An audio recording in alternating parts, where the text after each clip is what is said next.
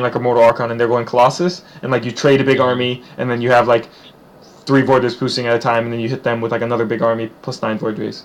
But it's just because it's mainly, and like as far as a straight up engagement goes, it's mainly because Archons are just too good. And it's not even that they killed Void Rays that quickly, they sort of do, but it's because Void Rays kill them so slowly. Void Rays suck at killing Archons. Talk to your homegirl? That was my mom. Oh. What's up, girl? Don't tell her I said that. Yeah, she left. Oh, okay. Good. Okay,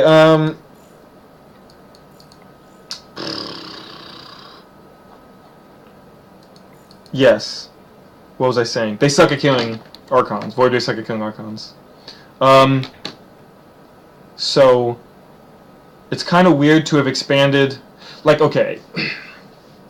If you're going to be greedy, unless it's to get something like Zerg, and you cannot outgreed them, then if you're going to be greedy and like take a quick expand, you probably want to expand and get the army you want to get.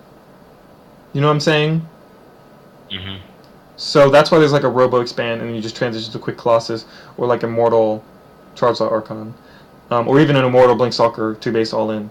But yes, getting a Stargate kind of after you expand is like weird and questionable, just because Void Ray composition isn't as strong anymore. You might win against people with it, but I see it like never. I see it. I don't see it at all in Diamond and Masters, and I think it's for the reasons I said. It would be much better to do like a 1-base 2-gate Stargate, harass them with an Oracle or 4 Phoenix, and then expand, or go all in if you're like comfortable with it. That's like a good thing to practice, because that's Stargate's strong in general. Stargate's strong in PvP, and if, like I was saying before, if they're trying some like 1-gate Immortal expand or 2-gate Immortal expand, you can probably go kill them. So that would be good to practice. But for the most part, if you're like 2-gate expanding without tech, then you probably want to throw up your tech that you want to have. Of course, you're limited because you need detection. You probably need detection. So you probably need to get a Robo no matter what, or a Stargate. And you don't want like a Stargate and charge, you know? But anyway. Oh shit, we never talked about mid-game or late-game. Shit. So, the main thing is there's 2 big compositions going around. And it's funny because they're like both the same thing, but one has Colossus. It's like Immortal Charge Slot Archon or Immortal Charge Slot Archon Colossus. Like those are the 2 compositions. And it sounds silly when I put it like that, because it's like, oh, well, why don't you just get the Colossus one? That one's better. Well, there's a big timing before you have like 4 Colossus. Like if you have 1, 2, or 3, where they're gonna have way more fucking units than you. And Immortals, if they can get in range, they murder Colossus like no joke. Like 4 Immortals versus even against a 4 or 5 Colossus army. If you have a bigger army and you can get your Immortals in there, God, they will like 1 or 2 shot those Colossus, and they shoot pretty fast. Anyway, those are the 2 main compositions. There's benefits and drawbacks for both. Obviously, the Charge Slot Archon Immortal one, you kind of need a bigger map, and you are totally dependent on not being caught out of position, or like caught in a weird like sideways position, or like a split up army position, and time warps. Like you need good time warps because you need to be all up in their army's grill. And for the Colossus composition, you need to not get caught in the middle of the map when they have a bigger army than you. Kind of like when you're playing against Zerg. Like don't move out until like you are ready to fucking fight. Which limits you to take a later 3rd base, most likely. You can harass, but then it makes your army even smaller. Like War Prism harass, but it makes your army even smaller, more susceptible to timings. Like there's a lot of people go Immortal Charge Slot Archon because it does have benefits, you know, even though it's a weaker composition. The drawback is once they do have like 7 Colossus, you're pretty fucked, but you're not really, because really good time warps and good micro, you can still win. And you get free hallucinations every like couple minutes. Oh, that's really important in like every single matchup. But I guess in PvP, because that's what we're talking about. You gotta hallucinate like every 2 minutes. Once it goes into like the mid game and late game, you always have to see, because if they're making like 3 Void Rays at a time, or if they're making Colossus, those are vastly different armies, and you need different things to handle them. Okay?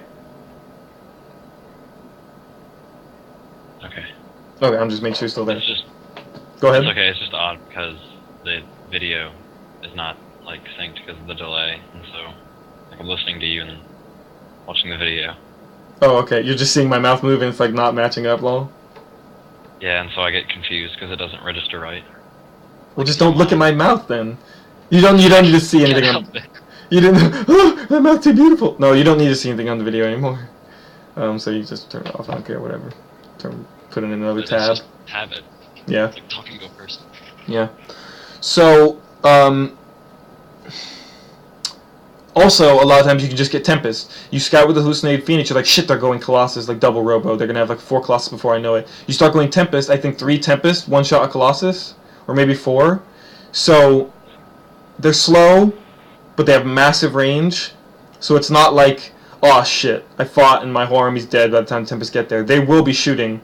You just need to make sure they don't shoot like fucking Archons and shit. Because Archons will take a lot of fucking Tempest shots. You might even want to take them out of your control group. You might want to put them in their own control group. And just grab them, focus fire the Colossus, and then like aim, move, and micro normally with the rest of your control group army. Another big thing. I'm just trying to go through quick tips. Another big thing. When you're taking your third base, if they open DTs, obviously be very sensitive to DTs or DT drops. If they didn't, it doesn't matter if they opened or whatever. Just get a cannon in each base once you take your third base. That's just the time you need to do it. It's like a common time for them to expand, a common time for them to transition into Archons. And a lot of times people like to go DT Archons, so they're going to harass. You need a cannon in each base. You feel me? Mm-hmm. Okay. Like in the mineral line or just anywhere? In the mineral line. I see a lot of people like Liquid Hero put it behind the mineral line, like where some of his buildings already are, and then later, like just whenever he needs a pylon, like kind of wall it off, so the DTs can't even kill it, sort of. You got me? Gotcha. 1 Templar. It's a pretty neat technique and a pretty good scenario, especially if you're doing a 2-base timing or 2-base all-in with like Charizard Archon or Immortal Charizard Archon, or trying to get something done against them. Even if you have the same composition, even if you're both Colossus or you're both Immortal Charizard Archon, if you bring 1 Templar and you feed back the shit out of their, well, just feed back it once, but feed back the shit out of their Mothership Core before they put anything down, and then you get Time Warps down, that is gigantic. Because I'm sure you played, I know you played plenty of Wings of Liberty, and you know, Colossus versus Colossus, you can like have 2 more, well, it all depends, but you can have like 2 more Colossus, you can have everything, and your units are too bunched, and you just get completely murdered, and they have every single Colossus alive, and there's no way you can come back with Warpins. Like, positioning and like spreading your shit out and moving quickly when you need to is very important. So you getting Time Warps and them not can be like game ending, and so when you're trying to do a push, warp in 1 Templar and try and feed back their shit right before the fight starts. You got me? Mm-hmm. Okay. So my suggestion is to always go Immortal Charizard Archon for a while.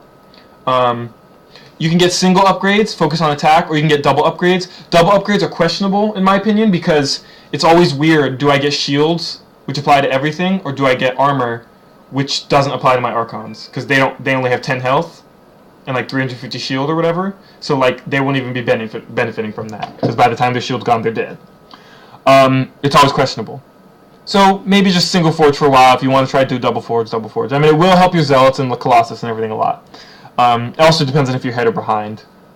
If you're behind and you're afraid of dying, just upgrades can wait. But remember, especially if they're going Colossus, upgrades will be like the death of you. But I suggest going Immortal Charizard Archon for a while, because what that's going to do is you're going to have more aggressive potential. You know, like you can do Warp Prism Harass, and you can maybe try and snipe their third while you're warping in 10 Zealots in their main. And if you snipe their third, you can like recall home, like little tricks like that. Or maybe even snipe their fourth, like just be a little bit more careful and wait till it gets a little bit later in the game. Like I say that's more careful because you will have more money and have more banks, so if you fuck up, you can rebuild stuff and maybe not be dead. You know what I'm saying? Mm-hmm. But also, the main reason why I suggest this is because it's hard to tell when it's better to go Immortal Charizard Archon or Colossus Charizard Archon. And you can go Colossus Charizard Archon and just die to a timing. But if you go Immortal Charizard Archon, you should always have, as long as you're like on fairly similar footing, you should always be able to defend all in, like a 2 base or 3 base all in. You know what I'm saying? Unless you're caught retardedly out of position or whatever, or your Mothership Core's fed back or whatever, then you should be able to hold. Whereas Colossus, it's going to be frustrating if you get hit with a big-ass, gigantic Zealot army with Archons and Mortals, and you only have one Colossus, and like you slam your face on the keyboard, and then I get sued, and then whatever. You know what I'm saying? Yeah. Yeah. Yeah, so I suggest going that for a while. Maybe try Colossus a few times.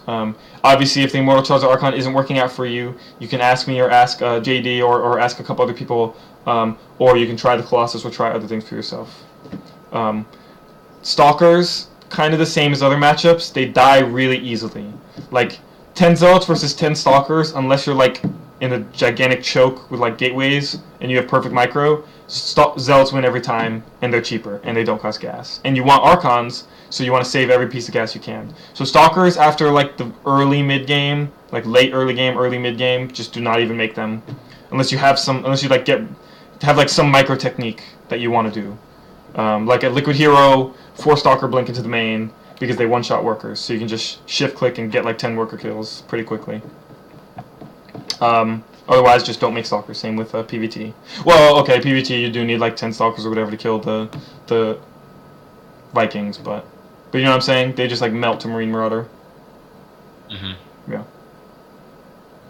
I think you were watching me stream and you were like, I thought you said don't get Stalkers. Hurry. I was like, this is a very specific scenario, okay? You know? And I did. Meaning that as a joke. I know, and I feel like I even was like, see, look at me, I'm dead now. It's because I built the Stalkers, you know. Because I probably lost, knowing how bad I did last time. I think that match you did, but that's because Storm came out like right when you needed it, but I think he was like a base or 2 ahead and he had more production. Yeah. I think. Maybe he wasn't, I'm not sure. I doubt 2. 2 bases is a lot, but probably a full base ahead, and I haven't even started a 3rd or like got canceled or whatever. It's rough, man. Rough life against Terran. I need to stop being a wussy and stop being lazy and branch out my builds. More importantly, Stargate builds, because when I saw Minigun and a couple other people, like when a Stargate build was the flavor of the month in Heart of the Swarm, and I'm talking like 4 Phoenix Grass, not Oracle, and then you went into Mass Phoenix Colossus. I did that shit, and oh my god, it was godly. Like, it's not like I would mow over them and get easy wins, but you could stop drops. What? Jim did that a lot in WCSAM. Yeah, you could stop drops very easily, and if they're not used to the composition, like especially now that it isn't done very often, you can murder them very easily, or maybe not even murder them, but like take a fight that's okay, like kind of even, and then just chase their fucking Medivacs and Vikings with your faster Phoenix and like micro and just get like a bunch of free kills that you normally wouldn't get in a normal game because they just stem speed boost and run away. And yeah, it's just awesome. And it'll just to mix it up, especially if I'm in like a best of scenario. I definitely need to try that shit. Also, if I'm going to be like teaching you and other people stuff, then I don't want to like leave out totally viable builds, you know? Because I think Mass Phoenix Colossus is extremely viable. Like, they eventually get ghosts, and if they EMP you and like get enough Vikings, then you're gonna get mowed over. But obviously, you're gonna transition into Templar, you know, like, you know. And if you don't have enough money to transition to Templar, then it's because you're behind, not because your composition's bad or something. Anyway, it's pretty neat.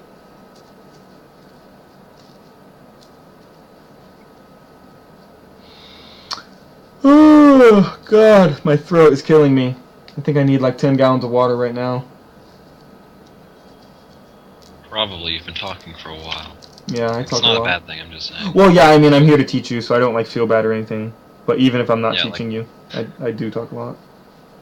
But like without drinking water for that amount of time, it would hurt your throat. Yeah, for real. UNCC, we're doing a big event. The League of Legends group is doing a big event, and they're having you know, I'm doing some StarCraft stuff there. They're doing the fighting game club is coming and whatever, and I'm gonna be doing. Also, they have this sick ass card system. God, it's so cool. where like you get qualified for prizes if you get enough of these types of cards.